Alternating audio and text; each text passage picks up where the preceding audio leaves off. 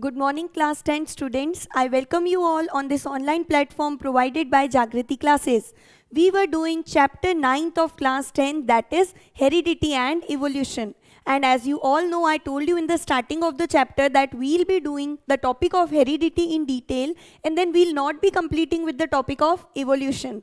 That is, according to the revised syllabus, only the half unit that is covering the chapter heredity is in your syllabus. So in the last video lectures, we have discussed who was Sir Gregor John Mendel and how or which type of experiments did Sir Gregor John Mendel perform.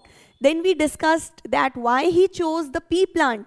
Okay, so I told you the reasons for the determination or for selecting the pea plant. Then we also discussed two kinds of cross which are very important regarding this chapter. So we discussed monohybrid and dihybrid cross. Monohybrid cross is the cross which involves only one single character, whereas dihybrid cross is the cross which involves two characters. When you take two characters, when you select two characters and then you perform the cross, that cross is called dihybrid. Then I told you some important terms. That is, we discussed what do you mean by the term dominant, what is the meaning of the term recessive. Okay, then in the introduction we discussed what do you mean by alleles, what do you mean by gene. So we say that each and every character in any organism is controlled by genes. So the number of characters you have or you can differentiate is the number of genes you may have in that organism. Then I told you that every gene, or we can say there are two forms of every gene, and these two different forms of a gene are known as what? These are called alleles. So the two different forms of a gene are called as alleles. Then I told you what do you mean by other important terms, like we discussed dominant and recessive. Then we discussed what is the meaning of phenotype, and what do you know about the term genotype. So everything we have discussed. I also gave you a brief idea that how to perform a cross. That is, I told you a basic flow chart, a basic thing that how you perform the cross. So these are the various parameters we have done, we have discussed, and now the topic which we are going to discuss is Mendel's laws of inheritance. You know that Sir Gregor John Mendel is called father of inheritance or father of genetics because he proposed certain laws on how to determine the dominant, the recessive trait, or how to determine that the future generation will contain which kind of trait. Okay, so all this we have discussed. Now we'll be starting today's class with the topic laws of inheritance.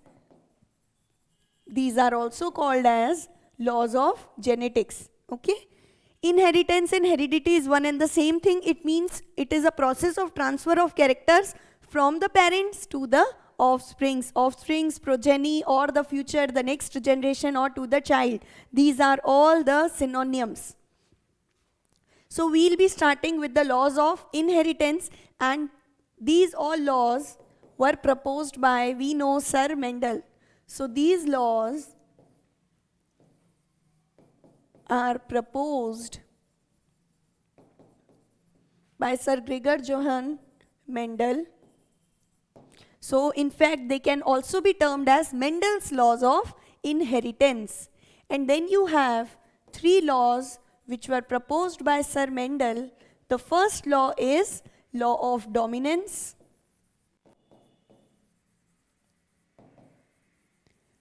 Then the second kind of law is law of independent assortment.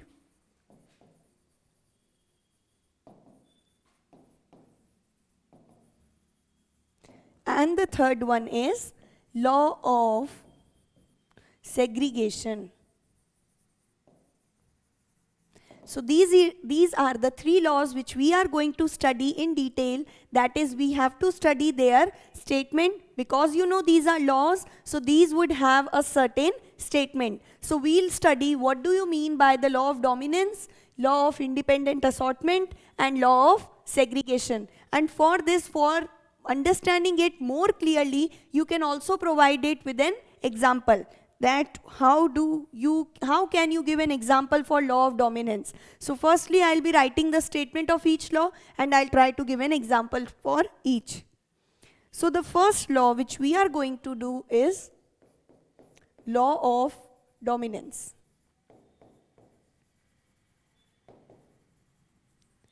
So this law of dominance, if I write out the statement, then it states that in a pair of contrasting alleles,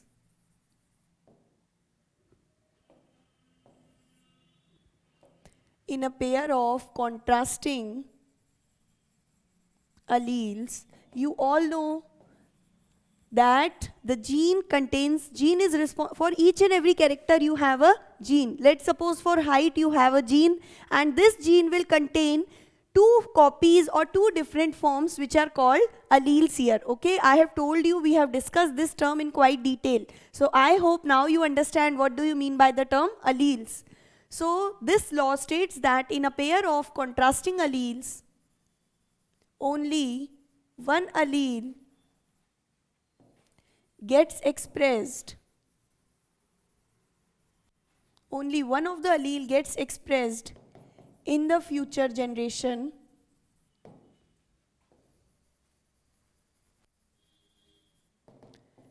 and the other allele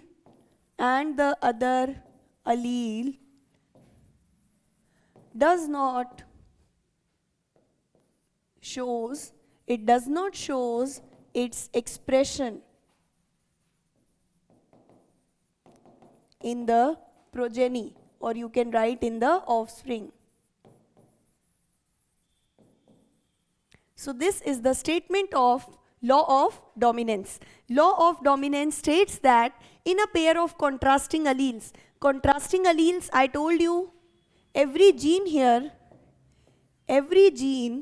let's suppose you have a gene for the character height.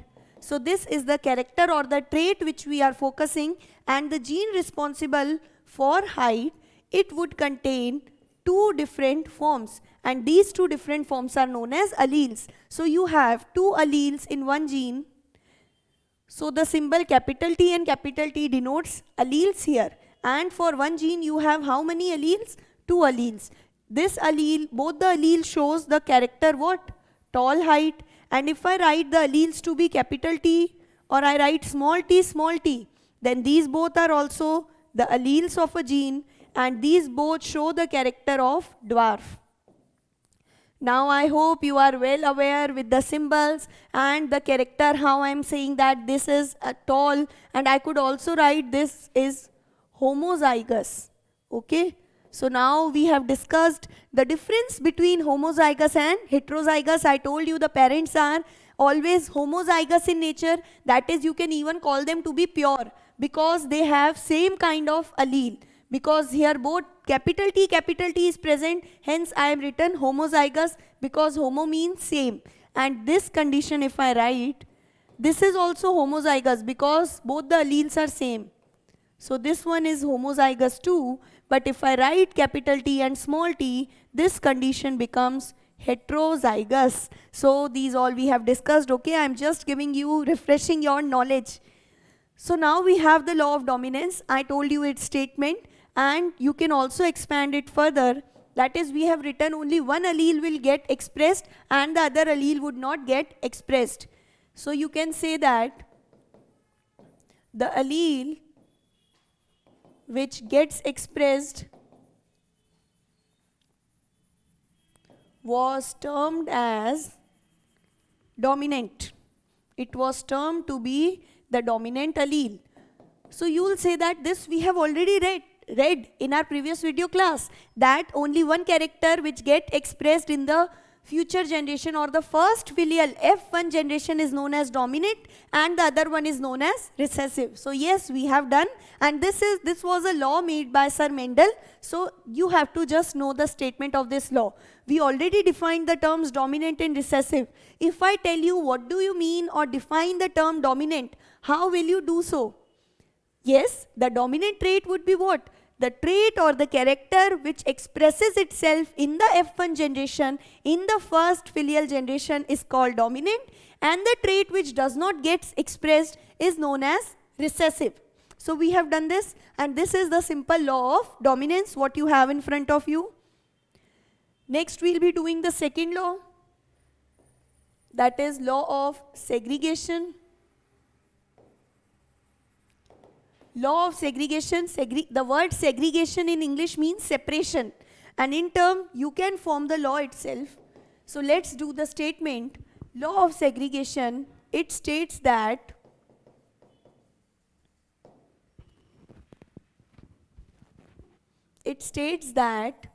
during gamete formation, during the formation of gametes, the two alleles present in one gene of a gene get separated from each other such that during the time of formation of gametes, we all know that you have two kinds of alleles in every single gene. So at the time of gamete formation, these alleles will separate from each other, and when these alleles will separate from each other such that each gamete receives only one kind of the allele, or you can say it will receive only one allele. So this is itself the law of segregation.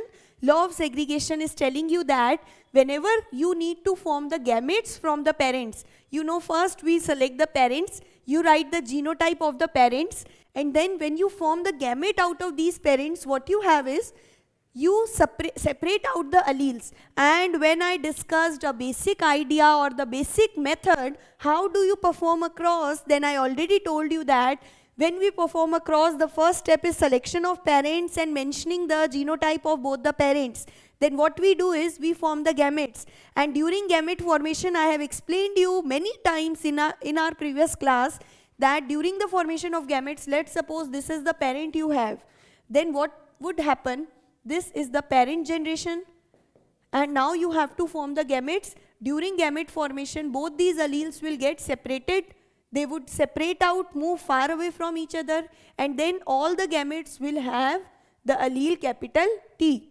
But let's suppose you have a parent whose genotype is capital T small t.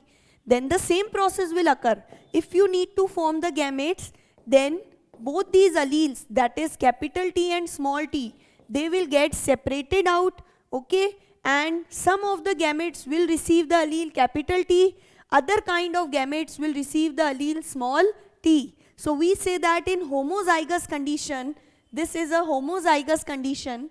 In homozygous condition, you have all the gametes which are formed, they contain the same allele. That is, all kinds of gametes will contain the alleles capital T here. Whereas in the heterozygous condition, okay, because it is capital T small t, so because this parent is heterozygous, then the gametes will contain, or two kinds of gametes would be formed. One kind of gamete will contain the allele capital T. The other kind of gamete, other category, will contain the allele small t. So this is the law of segregation.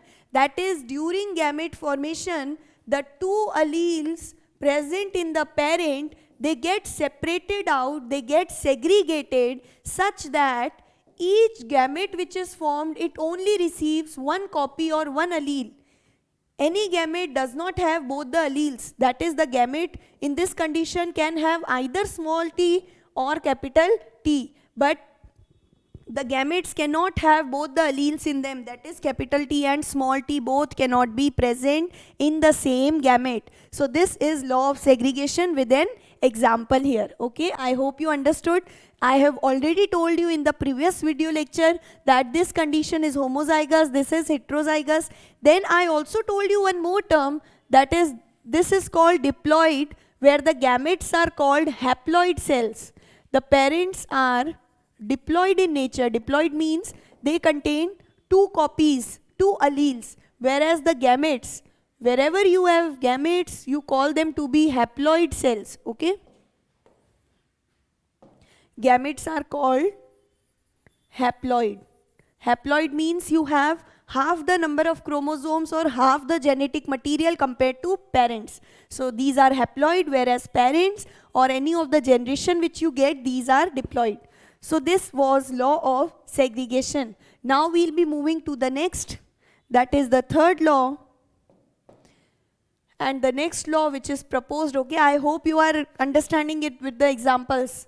And if in the exams you are given explain law of segregation with the suitable example, you will first be writing its statement and then you will be providing the example. You can provide this example and then you can explain it in words. Whatever I explained you can write the answer in your own words. Now moving on to the last, which is law of independent assortment.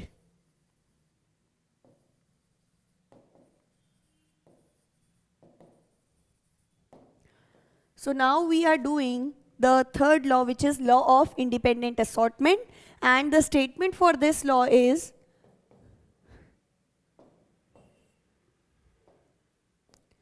at the time of formation of gametes,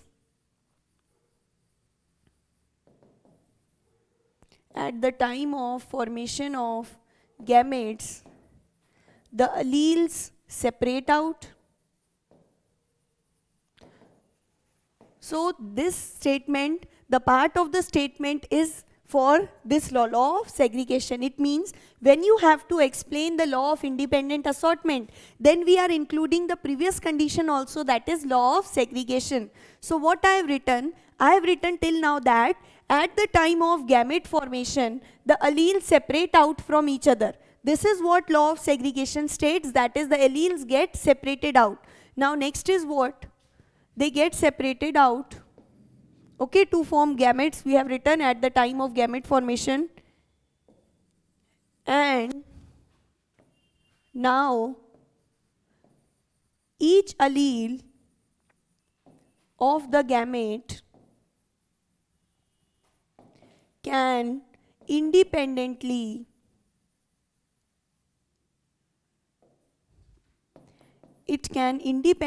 assort with,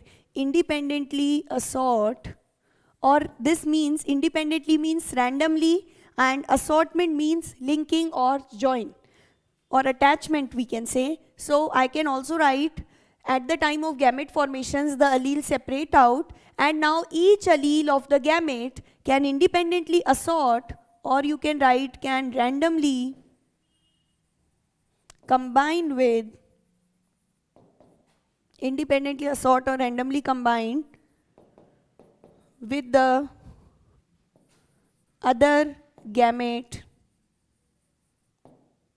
containing any kind of allele, containing either the same or the different allele. Now if you have understood from the statement itself what do you mean by law of independent assortment, it is well and good. If you have not understood, then listen. We have written that at the time of gamete formation, the alleles separate out. This I already told you. At the time of gamete formation, the segregation of alleles, the separation of alleles occur. The next is what? These alleles separate out, and now the important thing comes. Now each allele of the gamete can independently or can randomly combine with the other gamete containing any of the allele, either the same, either the different allele. Now for an example, to give an example of independent assortment, the most suitable would be this law is visualized in the dihybrid cross. You can visualize this law in the dihybrid cross, and I hope you have practiced making how to make the dihybrid cross, okay? I told you when you will not practice on your own monohybrid and dihybrid cross, you might make mistakes in the examinations. So please do so, at least you practice cross given in the books, and do practice 2 to 3 crosses. You can take any of the characters from the table of the character of pea plant and then do the cross and take it out that the phenotypic and genotypic ratio of F2. You know, when we perform monohybrid cross, what is the phenotypic and genotypic ratio of F2? The phenotypic ratio is 3:1 and genotypic is 1:2:1. This is for monohybrid cross F2 generation. And if you perform the cross, that is dihybrid cross, when you take two characters of each parent and then you perform the cross, then at last you get a 16 table of strings. We obtain 16 future generation, that is the F2 generation. And then if you take out the phenotypic and genotypic ratio, the phenotypic ratio of that F2 generation of dihybrid cross is 9:3:3:1. Whereas the genotypic ratio, I told you, what was it? It was 1:2:2:4. Then you have 1:2:1:2:1. The F2 for dihybrid cross, for its F2 generation, the genotypic ratio is 1:2:2:2:4, 1:2:1:2:1. And if you calculate, it would come out to be 16. Okay, so this is the genotypic ratio of F2 generation when you perform a dihybrid cross. And the phenotypic ratio is what? It is 9:3:3:1. So this is the genotypic and phenotypic ratio of F2 in dihybrid and monohybrid, I told you. So please do practice these crosses. Now coming back to our topic, law of independent assortment. Law of independent assortment, I hope you have understood the statement. And for an example or for more proper understanding, what we have is when we take dihybrid cross. So example would be, I told you the dihybrid cross. In dihybrid cross for F2 generation, I told you just now that the phenotypic ratio is what? The phenotypic ratio is 9:3:3:1. This is the phenotypic ratio for the F2 generation of dihybrid cross. Now 9 is for what? When we took the parents to be round and yellow and wrinkled and green. Okay? We took the parents round yellow and wrinkled green. So this 9 was for the parents round and yellow. This 1 for the parents wrinkled. This is small r means the recessive shape wrinkled and small y means the color green. Whereas both these combination, they were different from the parents. In this you had the shape round but the color was green, and in this, that is R and Y, in this you had the color to be yellow but the shape was wrinkled. So you had yellow and wrinkled seeds. So this condition, how this is possible? When you took the parents to be round yellow and wrinkled green, but you obtained something different here in the offsprings. And how come this is possible? This is possible if we follow law of independent assortment. It means during the formation of gametes, what happens is, let's suppose the parents were capital R, capital Y, and these were the parents when we performed dihybrid cross. The gametes formed were what? At the time of gametes formation, all these were get separated. That is, from the two capital R, you will have this kind of gamete, and from this the gamete formed would be this. So you have these two gametes formed, and when you cross out the gamete, you obtain F1, which was this. So this was your F1 generation. Now I am doing it fast because this I have discussed in very much detail in the previous class. So when you cross out F1, now we are crossing out both the F1. So here comes the law that whenever you take an F1 generation, and now how come you can form the gametes? The gametes would be, first these all alleles will get separated according to the law of segregation. All the different alleles in the generation gets separated out. Now this allele R, either it can combine with the allele capital Y, or it has the same possibility to combine with the allele small y. That is, this R, when it combines with small y, you would get the gamete R small y. And when this allele combines with capital Y, you get capital R and capital Y as your gametes. Okay, we discussed how 4 types of gametes, how they are formed in the previous class.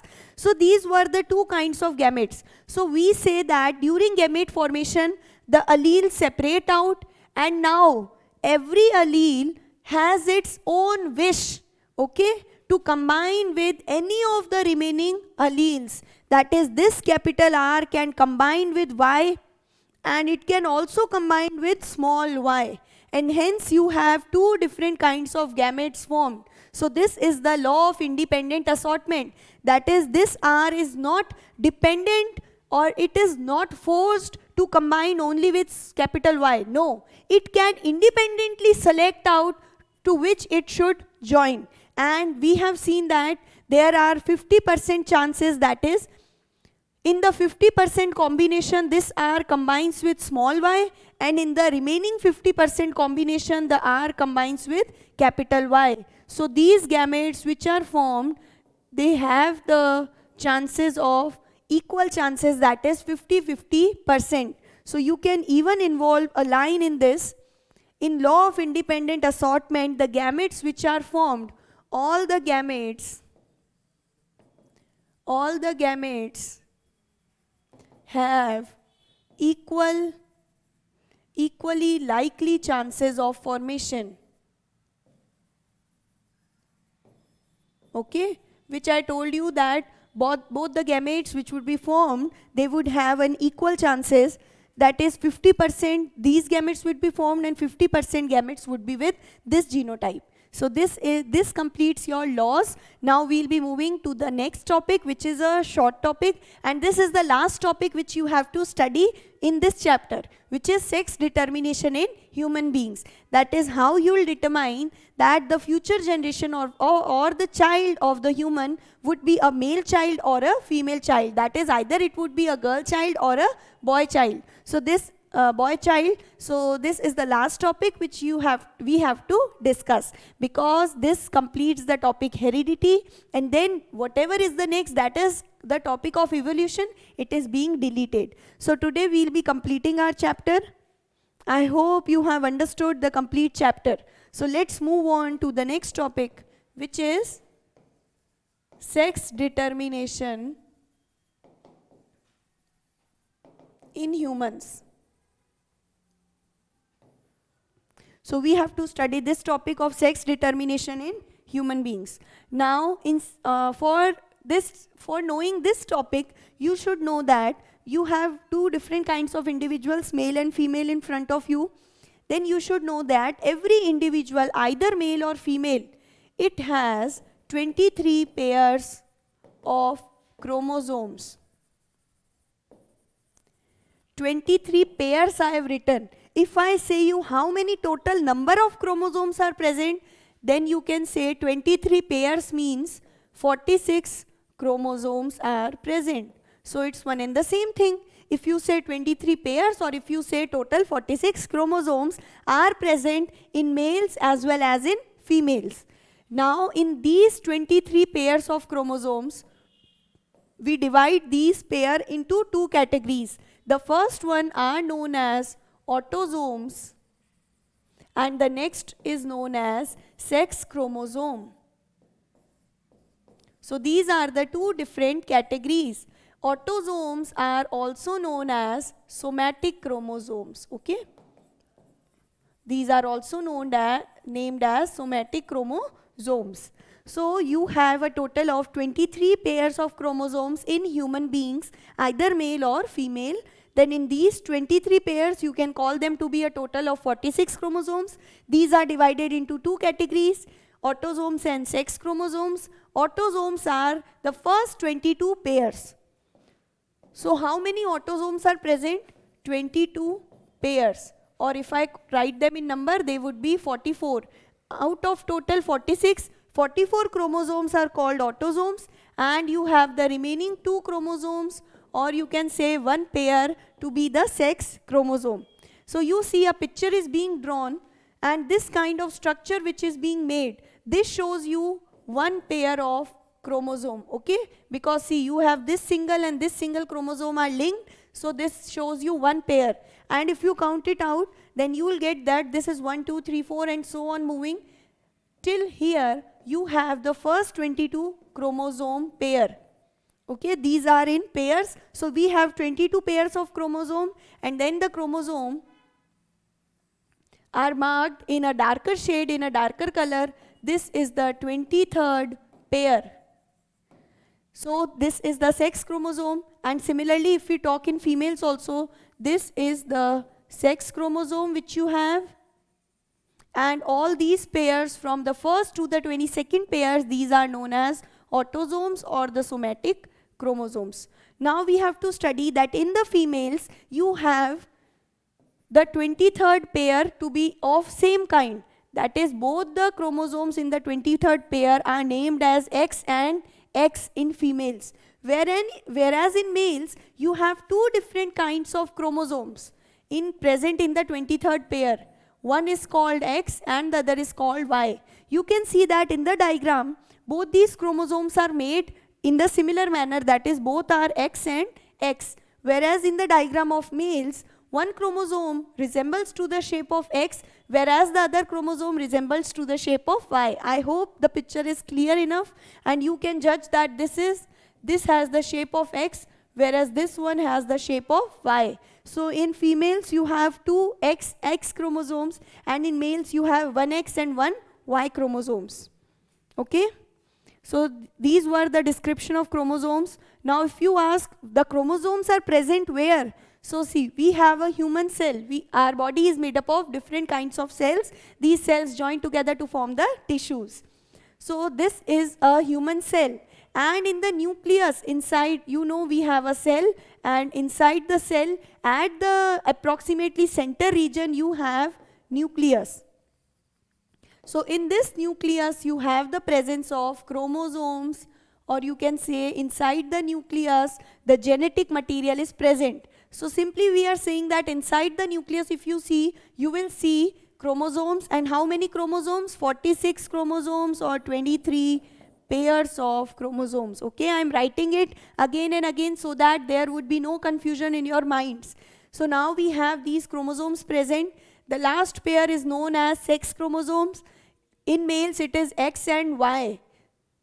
Okay, so males have 44 chromosomes which are called autosomes or somatic chromosomes, and the last they have X chromosome and Y chromosome. Whereas in females, these 44 chromosomes are same to males, but then the sex chromosome are X and X. So now these chromosomes, when the gametes would be formed, female gamete is called what? These are the parents. That is, you have one female and one male parent. Now gametes would be formed from the parents. Okay, this is much similar to the cross which we have done, and you have also studied how do organisms reproduce. There also we discussed that from the parents gametes are formed. Then these gametes undergo fusion, which is known as fertilization process, and then a child is born. So now you have the gametes. The female gamete is known as ova, or you can call it to be ovum. And the male gametes are known as sperms. So these are the sperms drawn. Now what we have is every ova, that is every female gamete, would carry only X chromosome. Because we know that you have two kinds of chromosome in females. At the time of gamete formation, both these chromosomes will get separated and they would form a gamete. But each gamete would be same because it has no other option. Both the chromosomes are X here, so each gamete would have the X chromosome. Whereas talking about the males, you have two different chromosomes, two different alleles. So whenever these will get separated, then they would form a gamete. So there are chances that 50% of the total gametes would have X chromosome and the remaining 50% would have Y chromosome. Okay, so this is clear. Both the ova, both the kinds of gametes, they have X chromosome, where the sperms, some sperms have X chromosome, whereas the remaining sperm have Y chromosome in them. Now what happens when a ova containing an X chromosome, now you can see ova can only contain X chromosome. So when the ova which has the X chromosome fuses with the sperm having an X chromosome, Then you have the formation of zygote. This zygote will divide continuously. It would form the embryo and then a child would be formed. So when ova containing the X chromosome fuses with the sperm containing the X chromosome, the zygote form has XX genotype, and this XX genotype results to the birth of a female or a girl child. Whereas the ova which has, again ova can have only X chromosome, but this ova having X chromosome fuses or fertilizes with the sperm which now has a Y chromosome. So this combination of the zygote XY, this XY combination will lead to the birth of a male child or a boy child. So this is how the sex of the child is being determined in humans. Okay, I hope this is clear. Now you can look at this picture also. This is a chart to show the sex determination in human beings. See, for the mother you have two kinds of chromosomes XX, whereas in the father or the male parent you have two different chromosomes, one X and one Y. So these are the parents. You can write these are the parents, the male and the female parent. Now next step is the formation of gametes. So during the formation of gamete, XY would separate. One gamete would have X, the next gamete which would have Y. Whereas coming to the females, all the kinds of gametes can have only X chromosome in them. Now what are the possible chances? When this X chromosome, it combines with the X chromosome of female.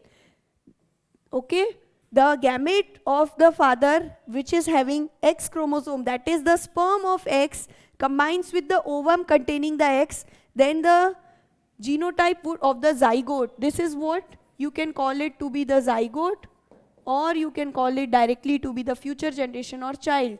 Then the child would have XX, and this XX combination is resulting in a female child or a girl child.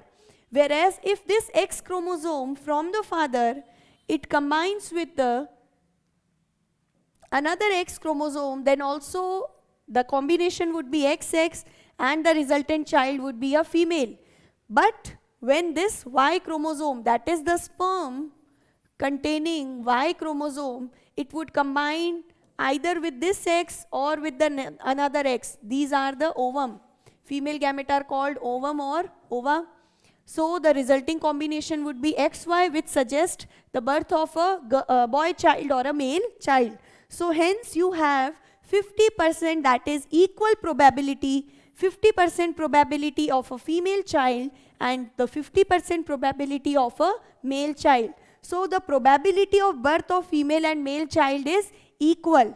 How? Because the mother has only, all the gametes contain only one, is of one kind, that is having X chromosome. When this X combines with X coming from the sperm of father, then you have a girl child. But when the female ovum X combines with the sperm which is having the Y chromosome, then the combination is XY, which results to the birth of a male child. So this is the simple mechanism. I hope you understood the sex determination in human beings. This is again the diagram given in your books. I hope this is well clear now. The gametes from the female are known as ovum, and they can only of one kind, that is they can contain only X. Whereas the gametes of male are known as sperm, and these can either contain X or either contain Y. When the X sperm fuses with the X ovum, then the combination is XX, which is a female child. Whereas when the ovum having X fuses with the Y chromosome, this zygote which is formed, it has the combination XY, and this develops into a male child. So this is again the diagram from your NCERT CBSE textbooks which shows sex determination in human beings. Okay, so with this we have completed with our chapter, that is chapter 9th of class 10th, heredity and evolution. We have done the heredity part completely. I hope you have understood the chapter. Now I want you to ask any kinds of doubts or queries which you have regarding any topic. Either it can be a short topic or a long topic, okay? So all your doubts and queries will be answered. Next, what you have to do is you have to complete all the in-text question and all the questions, that is exercises given at the back of the chapter. And then please do practice the monohybrid and dihybrid cross. I'm telling you, these are very important, and because now the syllabus has been reduced, so the importance of these topics have increased. Okay, so you will definitely be getting a question related to any of the cross, either monohybrid or the dihybrid cross. So thank you for joining today's class. I hope you are learning new concepts every day. Okay, till then, stay home, stay safe, keep following us. Thank you.